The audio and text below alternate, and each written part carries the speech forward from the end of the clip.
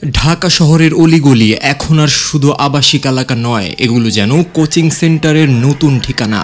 আসলে শিক্ষা নাকি ব্যবসা, এই প্রশ্ন এখন শুধু শিক্ষার্থী নয়, অভিভাবক ও সমাজের প্রতিটি স্তরের আলোচনার কেন্দ্র। এই প্রশ্ন এখন শুধু শিক্ষার্থী নয়, অভিভাবক ও সমাজের প্রতিটি স্তরে আলোচনার মূল কেন্দ্রে। শিক্ষার্থীদের গন্তব্য এখন আর খোলা মাঠ নয়, বরং এক একটি কোচিং সেন্টার। বছরের পর বছর ধরে গড়ে উঠেছে বিশাল এই বাণিজ্যিক ব্যবস্থা। কেউ বলেন এটা বিকল্প শিক্ষার অংশ, আর কেউ বলেন এর আড়ালে চলছে অর্থের খেলা।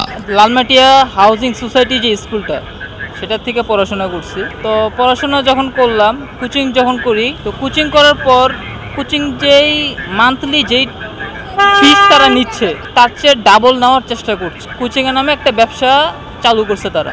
এই ব্যবসাতে তারা লাভবান হতে চাচ্ছে, এক। দ্বিতীয়ত লাস্টে দিয়ে একটা শু দেখাচ্ছে, সে কোচিং করাচ্ছে। শুধু শিক্ষার্থী নয়, অনেক অভিভাবকও যেন কোচিং নির্ভরতা এখন মেনে নিয়েছেন।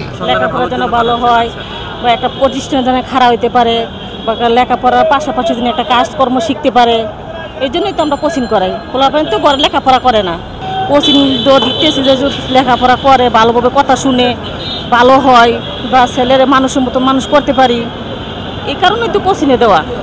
বিশ্লেষকরা বলছেন শিক্ষা প্রতিষ্ঠানে মানের ঘাটতি, শিক্ষক সংকট এবং পরীক্ষাভিত্তিক শিক্ষা ব্যবস্থায় কোচিং নির্ভরতার অন্যতম কারণ। এদিকে কোচিং সেন্টার পরিচালকরাও এই পরিস্থিতিকে সুযোগ হিসেবে নিচ্ছেন।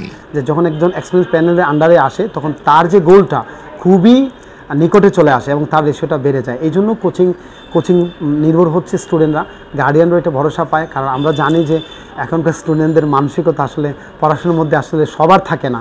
সো আমরা একজনকে বেস করে আসলে এই ধরনের কমেন্ট করতে পারি না। সো যার থাকে তার জন্য বেটার, সে তার মতো করে সে পড়াশোনা করে চান্স পেতে পারে। বাট সেও যদি কোচিংয়ের প্রতি নির্ভরশীল হয়, তাহলে তার রেশিওটা বাড়বে। এখন প্রশ্ন উঠছে, আমাদের শিক্ষা ব্যবস্থা কোথায় যাচ্ছে? শিক্ষা কি কেবল তাহলে শুধুমাত্র ভালো রেজাল্টের দৌড়ে ঠেকে গেল, নাকি শিক্ষা ব্যবস্থার ব্যর্থতার ফাঁকে গজিয়ে ওঠা এক নিঃস্বার্থ বাণিজ্যই এখন শিক্ষার নামে চলছে? এই প্রশ্নের উত্তর খুঁজতে হবে এখনই, কারণ কোচিং সেন্টার দিয়ে ভবিষ্যৎ হয়তো তৈরি হয়, কিন্তু শিক্ষা যদি পণ্যে পরিণত হয়, তাহলে হারিয়ে যেতে পারে মানবিকতার আসল অর্থ। হাসান মাহির, নিরপেক্ষ।